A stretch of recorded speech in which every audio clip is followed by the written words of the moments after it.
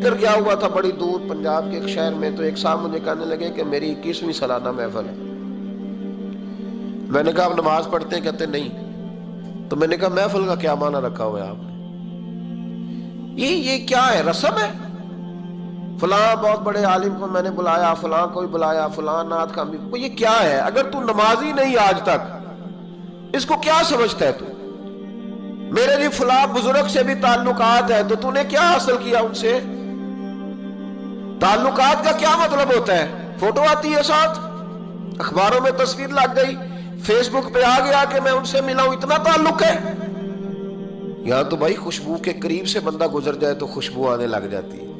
تو نے پایا کیا؟ شعور ہونا اور عمل نہ ہونا بہت بڑی مصیبت ہے۔ اس سے اللہ کی بارگاہ میں استغفار کرنا چاہیے۔ یعنی انسان کو عقل ہو، پتہ ہو، خبر ہو، پر اس کے پاس دھیلے کا عمل نہ ہو۔ اس کو 3400 حدیث آتی ہو کہ نماز نہ پڑھنے والے کی سزا یہ ہے، پھر بھی نہ پڑھے تو سزا ہے کہ نہیں اللہ کی طرف سے؟ حضرت رومی رحمت اللہ علیہ فرمایا کرتے تھے بہت سارے بندوں کو اللہ سارا کچھ دیتا ہے، مسجد آنے کی توفیق نہیں دیتا۔ معنی یہ ہے کہ اللہ ان سے ناراض ہے۔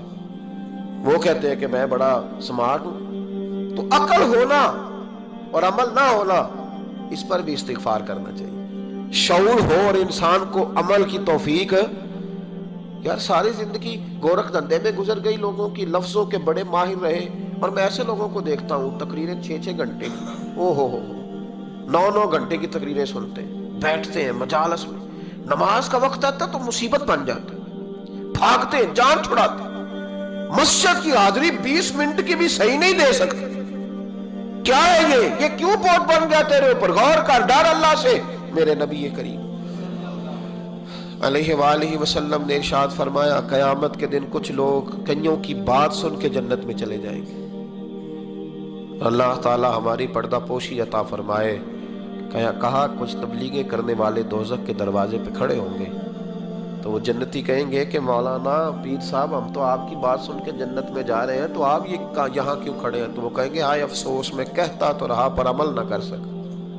میں عمل، اس سے مراد صرف ممبر میں بیٹھنے والا مولوی نہیں، اس سے ہر وہ شخص مراد ہے جو نصیحتیں تو بڑی کرتا ہے لیکن خود عمل وہ بہت بڑا الفاظ کا ذخیرہ رکھتا ہے، پر عمل کے لیے 2 سجدے بھی صحیح طریقے سے دے سکتا، پھر وہ استغفار کرے، پھر وہ اللہ کی بارگاہ میں معافی مانگے، پھر وہ توبہ کرے۔ اس لیے کہ جو جتنا بڑا ہوتا تھا نا، اس پہ خشیت بھی اتنی زیادہ طاری ہوتی، اس پر خشیت بھی اتنی جتنا۔ حضرت عمر فاروق رضی اللہ تعالیٰ عنہ کو زخم لگ گیا، شدید زخم لگا، آپ آ گئے، بڑی زیادہ خون بہہ گیا ہے، بہت سارے صحابہ آپ کے گرد جمع ہو گئے، حضرت عبداللہ ابن مسعود بھی آ گئے، تو جناب عمر رونے لگ گئے۔ اب تو رونا آتا ہی نہیں لوگوں کو۔ حضرت محی الدین ابن عربی کہا کرتے تھے جس کو پورا ہفتہ ہو گیا ہے نا، وہ طریقت کا مسافر بھی، جاگ رہے ہیں آپ حضرات؟ کہتے تھے جس کو پورا ہفتہ ہو گیا نا، طریقت کا مسافر بھی ہے پر اللہ رسول کی یاد میں رویا نہیں۔ فرماتے تھے مجھے تو اس کے ایمان پر شک ہونے لگ گیا کہ 8 دن ہو گئے، اسے خیال ہی نہیں آیا۔ حضرت عمر میدان میں جس شخص کے کبھی پاؤں نہیں لڑکھڑائے، اللہ رسول کی بات آتی تھی تو دریا بہتے تھے آنسو، یہاں حال ہی کوئی نہیں، خشک جملے اور جناب موٹے موٹے تراشے ہوئے فکرے اور لفظوں کی ہیرا پھیری، اس کے علاوہ کوئی چیز نظر ہی نہیں آتی۔ حضرت عمر رونے لگے، آخری وقت ہے، تڑپ رہے ہیں، آنسو بہہ رہے ہیں۔ حضرت عبداللہ ابن مسعود آ گئے، انہوں نے کہا عمر تیری ہجرت بھی بڑی باکمال تھی، تیرا اسلام قبول کرنا بھی بڑا ہی باکمال تھا، حضور بھی تجھ سے ہمیشہ راضی رہے۔ عمر تو روتا کیوں ہے یار؟ بات تو یہ ہے کہ جب تو نے خلافت سنبھالی تو پھر تیرے طریقے بھی باکمال ہی تھے، اور جب تو میدان میں اترتا تھا پھر بھی تیرے معاملات باکمال تھے، اور جب تو مال غنیمت بانٹتا تھا پھر بھی تو باکمال۔ یار ہر موقع پہ تو باکمال تھا تو جاتے دفعہ روتا کیوں ہے؟ ان کا استغفار دیکھو، ان کی توبہ دیکھو۔ حضرت عمر پھر رو پڑے، کہنے لگے عبداللہ لوگوں کو میری نیکیوں کا پتہ ہے، گناہوں کا تو نہیں نا پتہ، وہ تو میں جانتا ہوں یا میرا مالک جانتا ہے نا، نیکیاں تو سب کے سامنے، پر من آنم کے من دانم، جو اندر چھپے ہوئے گناہوں کے ڈھیر ہے وہ تو میں جانتا ہوں۔ کہا تو نے میرے کلمہ پڑھنے سے لے کر میری حکومت تک میری ساری نیکیاں گنوائی ہیں، اب دعا کر میرے لیے کہ رب میری نیکیاں اور بدیاں برابر برابر کر دے, مجھے درجہ نہیں چاہیے, بس اللہ مجھے معاف کر دے. درجوں کی ضرورت نہیں ہے. یہاں تو لوگ درجات لے کے بیٹھے. حافظ کہتا ہے کہ میں جتنے آیتیں ہوں گی اتنے میرے درجے بلند ہوں گے. پہلے درجوں والا کام تو کوئی کرنا. مولانا کہتے ہیں کہ نور کے ممبر پہ بیٹھوں گا. بھائی پہلے بتا نور کے ممبر کی طرف تیرا سفر بھی جاری ہے کہ نہیں؟ تاجر کہتا ہے کہ میں سخاوت کروں گا تو حضرت عثمان کے ساتھ جگہ ملے گی, پر حضرت عثمان کی سخاوت اور اپنی سخاوت کا فرق بھی دیکھ. مجاہد کہتا ہے کہ میں نبی پاک کے جہاد والے صحابہ کی پشت پہ رہوں گا تو پہلے اپنے کام تو دیکھ. اور جب ساری باتیں سمجھ میں نہ آئے تو پھر اللہ کی بارگاہ میں استغفار کر, پھر بیٹھ. بڑے لوگ استغفار کرتے, معافی چاہتے, اور یہ استغفار پھر اتنا کرم کرتا, اتنی آسانی کرتا, اس قدر بہتری کرتا کہ وہ مانگ تو اپنے گناہوں کی معافی رہے ہوتے تھے اور اللہ رحمتوں کے دروازے کھول دیتا تھا. اللہ ان پر کرم کے دروازے. حضرت امام حسن کے پاس ایک شخص آیا, حضرت امیر معاویہ میں بیٹھے تھے, تو اس نے امام حسن سے آ کے کہا کہ حضور اولاد نہیں ہے, کوئی دعا کر دے. توجہ ہے میری بات پر؟ اب بھی لوگ پیروں کے پاس آتے ہیں نا, ماشاءاللہ سے, اللہ خیر فرمائے. تو پیر صاحب اگر وظیفہ بتائیں تو وظیفہ چونکہ پڑھنا پڑتا ہے وہ کام مشکل ہے, لہذا تعویذ. تو پیروں نے بھی اب ماشاءاللہ بڑی ترقی کر لی, انہوں نے بھی تعویذ چھپوا کے رکھ لی ہے. کون لکھے اتنے تعویذ, جو کہ ہر مرید کو تو تعویذ چاہیے. انہوں نے نا جی تعویذ پکے چھپوا لیے, کچھ نے مورے بنوا لی ہیں. تو دیکھتا رہتا ہوں, میرا شعبہ ہے نا, میں دیکھتا رہتا ہوں کہ مور لگائی, اس کو باندھا, اللہ خیر کرے. تو اب وہ نفسیاتی معاملہ ہے, ظاہر ہے 100 بندہ تعویذ لے کے گیا ہے تو 1.5 کو تو فرق پڑے گا ہی نا بیچ میں سے. تو جس کو فرق پڑ گیا اس کا فیس بک پہ دے دیا کہ یہ میری کرامت ہے جی. تو جس کا نہ پڑا جی, جڑے محرم راز حقیقت دے او تے راز حقیقت کھول دے ہی نہیں.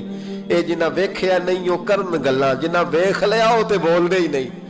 ہمارے ایک حضرت تھے تو ان کے پاس ہم بیٹھے تھے, نیک آدمی, تو تعویذ دیا تو مرید کہنے لگا حضور دوبارہ کب آؤں؟ کہنے لگے فرق پڑ گیا تو آ جانا, نہیں تو کہیں اور چلے جانا.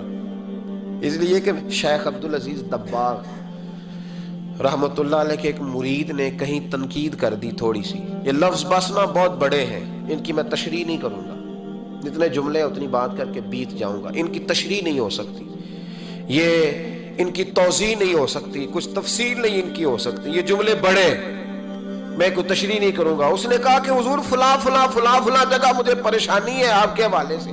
تو آپ فرمانے لگے میں نے کون سا باندھا ہوا ہے, نہیں سمجھ میں بات آتی تو کہیں اور چلا جا. باندھ کے رکھا, نہیں دروازے کھلے ہوئے ہیں, کہیں اور چلا جا, ختم ہو گئی بات. تنقید کرنے کی ضرورت چھٹی. اس لیے کہ وہ لوگ بت نہیں بناتے تھے کہ بس ادھر ہی پوجا کرنی ہے کہ کہیں اور نہیں جانا. یہ چھوڑے ہے نا ہمارے چکر چلا ہوا, میرے علاوہ کہیں اور نہ جانا. شیخ عبد الوہاب شرونی فرمایا کرتے تھے یہ تو نقص ہے تیرے اندر کا, یہ تو تیرے اندر کا نقص ہے. اگر تو قابل ہوتا تو کہتا جا سنگیا سارا زمانہ دیکھا, اگر کوئی میرے جیسا ملا تو چلا جانا, اور اگر میری طرح کا نہ ملا تو پھر کہیں اور جا دیکھا سارا. او بھائیو کیا چکر ہے, وظائف لوگ پوچھتے تھے تو ان پہ عمل کرتے تھے, وہ چیزیں فائدہ دیتی. حضرت امام حسن سے آ کے وظیفہ پوچھا, اس شخص نے کہا حضور اولاد کوئی نہیں تو وظیفہ بتایا. تو آپ نے فرمایا استغفار پڑھا کر. کیا کر؟ اس نے کہا ٹھیک ہے. تو حضور پھر میں دوبارہ کب آؤں؟ تو امام حسن کہنے لگے بے اولاد ہے نا تو, استغفار کا وظیفہ بتایا نا؟ کہا ہاں. فرمانے لگے اب اس وقت آنا جب اللہ تجھے 10 بیٹے عطا کرے گا. کتنے؟ 2 4 نہیں 10 ہی کہہ دیے. تو حضرت امیر معاویہ رضی اللہ تعالیٰ دیکھا, کہنے لگے حسن اتنا بڑا دعویٰ. آپ فرمانے لگے میں نے کہہ دیا نا تو اللہ فضل کرے گا. ہاں ہاں اللہ خیر کرے گا, خیر ہو جائے گی. وہ شخص کئی سالوں کے بعد آیا, کئی سالوں کے بعد, تو حضرت امیر معاویہ کو بھی ساتھ لایا. کہنے لگا حضور اللہ کے فضل سے اللہ نے 10 بیٹے عطا فرمائے, پورے 10 ہی اللہ نے دیے. تو حضرت امیر معاویہ کہنے لگے جناب بات تو آپ کی سچی ہو گئی, پر مجھے بھی بتائیے وظیفہ کہاں سے لیا؟ فرمانے لگے قرآن پاک سے, سورہ نوح کی 10 11 12 آیت پڑھو. اللہ فرماتے ہیں تم استغفار پڑھو, میں تمہاری بیٹوں سے بھی مدد کروں گا, مالوں سے بھی مدد کروں گا. تو میں نے استغفار بتائی تھی اور قرآن میرے اللہ کا ہے, رب کا وعدہ جھوٹا ہو سکتا؟ فرمایا 10 بیٹے ملنے تھے, میں نے کہہ جو دیا تھا. وہ میرے بھائیوں یاد رکھے استغفار اللہ کی رحمت نازل کرتا. ایک ہوتا ہے خوف, ایک ہوتی ہے خشیت.